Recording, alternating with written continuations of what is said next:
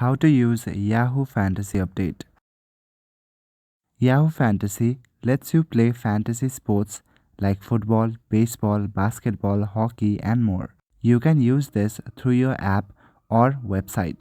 It brings together all your teams and leagues in one place with real time updates, live scoring, and tools for lineup management, trades, waivers, and etc. Firstly, sign up to Yahoo app or the website.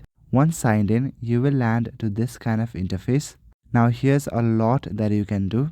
Firstly, you will need to create or join a league. You can join some existing leagues or create your own. If you want to create your own, click on Create Now.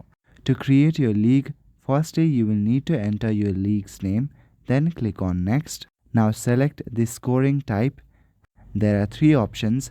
Select one and click on Next at the bottom.